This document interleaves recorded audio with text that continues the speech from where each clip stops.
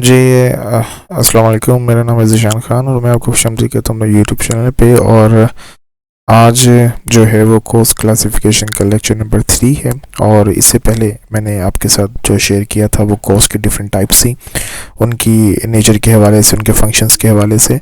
और आज कुछ मेथड्स हैं जिनका इंट्रोडक्शन मैं आपको दूंगा कि किस तरीके से आप टोटल कॉस्ट में से फ़िक्स कॉस्ट और वेरिएबल कॉस्ट को अलग अलग कर सकते हैं। तो कुछ जो हैं मेथड्स वो आपके सामने यहाँ पे दिए हुए, एक हाई लो मेथड है, एक लीस्ट स्क्वायर रिग्रेशन मेथड है और एक स्कैटर्ड ग्राफ है। तो ये कुछ मेथड्स हैं जो कि यूज़ होते हैं कॉस्ट एस्टिमेशन और कॉस्ट फोरकास्ट के लिए। और इन मेथड्स के ज़रिए आप पर यूनिट वेरिएबल कॉस्ट निकाल सकते हैं।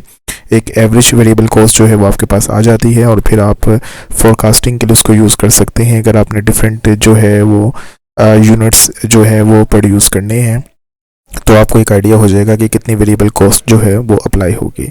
और उसी तरीके से आप फिक्स कॉस्ट को भी अलग कर सकते हैं। इसमें सबसे पहला मेथड जो मैं डिस्कस करने लगा वो हाई लो मेथड है।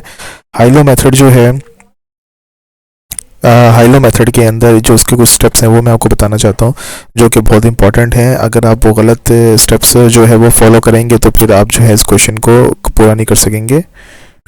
इसमें जो स्टेप नंबर 1 है वो ये कहता है कि select the highest and lowest activity level and their associated cost. यानी जब आपको डाटा दिया जाएगा डिफरेंट कॉस्ट और एक्टिविटी लेवल का, तो आपने सबसे पहले जो हाईएस्ट एक्टिविटी है आपने उसको चूज़ करना है और उनके सामने जो कॉस्ट होगी आपने वो चूज़ करनी है। यानी जो हाई लो जो आपने बेस बनानी है ना चूज़ करने की, वो आपने एक्टिविटी लेवल के मुताबिक करनी है। एक्टिविटी लेवल में से जो हाई होगा और उसके सामने वाली जो हाई कॉस्ट होगी, इसी तरीके से एक्टिविटी लेवल में जो लो होगा उसके सामने वाली जो कॉस्ट होगी उसको आपने चूज़ करना है।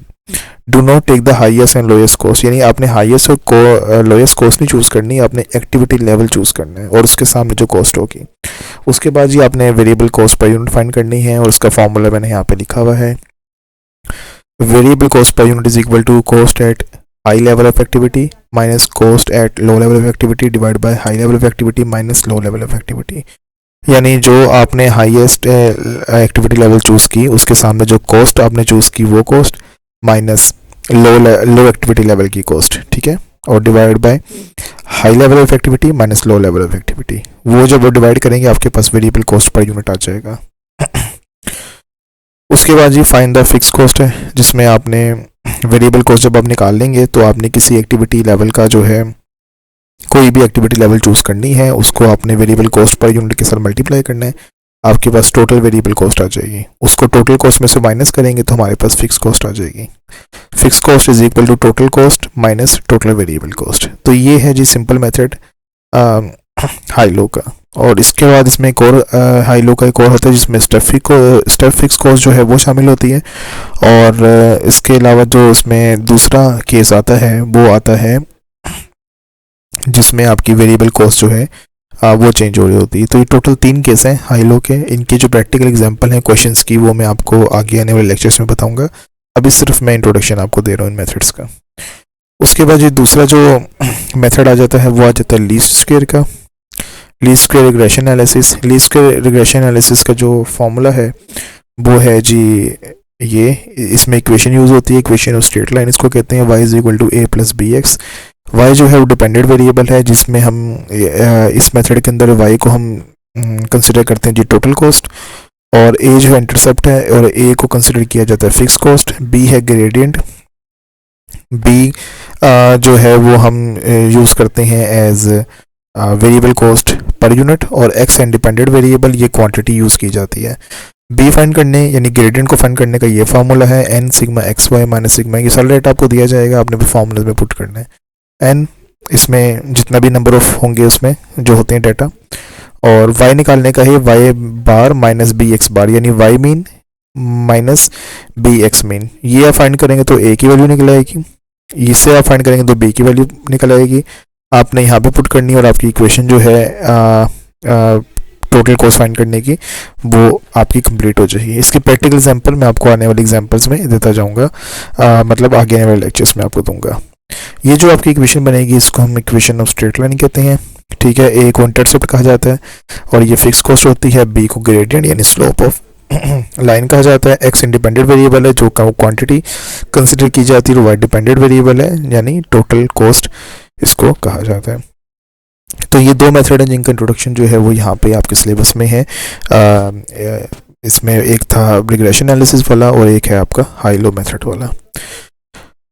तो इन मेथड के ज़रिए आप वेरिएबल कॉस्ट को फाइंड कर सकते हैं और साथ ही फिक्स कॉस्ट को फाइंड कर सकते हैं और बाद में फिर इसको फॉरकास्टिंग के लिए या कॉस्ट एस्टिमेशन के लिए यूज़ किया जा सकता है। नेक्स्ट जो आपका टॉपिक है जी वो है responsibility accounting. Responsibility accounting basically है रिस्पॉन्सिबिलिटी फिक्स करने के लिए कि इंडिविजुअल्स की जो रिस्पॉन्सिबिलिटी फिक्स है वो कैसे आपने करनी है, यानी जिस डिपार्टमेंट में जितनी कॉस्ट लग रही है उसका मैनेजर जो है वो रिस्पॉन्सिबल होगा अपने परफॉर्मेंस का। इसमें सबसे पहले कॉस्ट सेंटर है, प्रॉफिट सेंटर है, इन्वेस्टमेंट सेंटर है, रेवेन्यू सेंटर है। कॉस्ट सेंटर में बेसिकली जहाँ पे कॉस्ट सेंटर वो एरियाज होते हैं जहाँ पे कॉस्ट इनकर हो रही होती है। इसकी डेफिनेशन मैं ऊपर भी बता चुका हूँ। और जो मैनेजर होगा कॉस्ट सेंटर का वो अपनी कॉस्ट का जिम्मेदार होगा। प्रॉफिट सेंटर किसी भी ऑर्गेनाइजेशन का बिजनेस का वो सेंटर होता है जहाँ से प्रॉफिट अर्न हो रहा होता है, यानी सेल्स डिपार्टमेंट, और उसका जो मैनेजर होगा वो प्रॉफिट का जिम्मेदार होगा। और प्रॉफिट के लिए आपको पता है प्राइस और कॉस्ट दोनों जो है वो ज़रूरी होती हैं, तो इसलिए इसमें कॉस्ट को भी कंसिडर किया जाएगा और प्राइस को भी किया जाएगा। उसके बाद है जी नेक्स्ट इन्वेस्टमेंट सेंटर। जो इन्वेस्टमेंट सेंटर है, इन्वेस्टमेंट सेंटर में आपको पता है कि जो मैनेजर होगा उसने डिसीजन लेने होंगे कि जी उसने कहाँ कहाँ पे इन्वेस्टमेंट करनी है। जैसे डिफरेंट बिजनेसेस होते हैं, उनके पास फंड्स होते हैं और उसको इन्वेस्ट करने के लिए जो वहाँ के मैनेजर्स हैं वो डिफरेंट आइडियाज़ देते हैं कि इनको आपने कहाँ कहाँ पे इन्वेस्ट करना है और कहाँ से हमें बेनिफिट आएगा।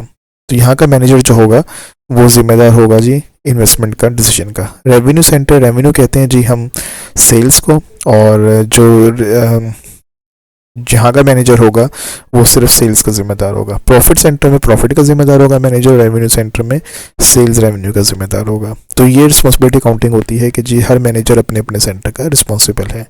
उसके बाद नेक्स्ट टॉपिक हमारा शॉर्ट आ जाता है कॉस्ट कोड, कॉस्ट कोडिंग। इसके अंदर जो सॉफ्टवेयर्स होते हैं, जो कंपनीज हैं वो कॉस्ट कोड जो है वो इस्तेमाल करते हैं ताकि डाटा एंट्री के अंदर जो है उनको आसानी रह सके कोडिंग के हवाले से। यानी किसी भी जो आइटम है कॉस्ट की उसको आसानी के लिए कोई कोड जो है वो दे दिया जाता है। जैसे मटेरियल को एम दे देंगे, अगर मल्टीपल मटेरियल है तो M1 M2 M3 इस तरीके से कोई कोड दे दिए जाते हैं ताकि जी इंफॉर्मेशन आसानी से मिल सके, डाटा प्रोसेसिंग आसानी हो, ठीक है, रिकॉर्डिंग जो है अरेंजमेंट जो है वो आसानी से हो सके। तो ये डिफरेंट जो है इसकी बन जाती हैं टाइप्स कोड्स की, और कॉस्ट कोडिंग जो है वो डाटा एंट्री को आसान बना देती है। तो ये थी जी थोड़ा बहुत इंट्रोडक्शन। इस हवाले से आज का जी इतना ही है टॉपिक हमारा, और जो हमारा लेक्चर है यहाँ पे होता है एंड। और इसकी जो प्रैक्टिकल एग्जांपल्स हैं हाई लो की और रिग्रेशन की वो मैं आपको आगे आने वाले लेक्चर्स में ज़रूर दूंगा। तो मज़ीद लेक्चर्स के लिए चैनल को सब्सक्राइब करना मत भूलिएगा। इजाज़त दीजिए, अल्लाह हाफिज़।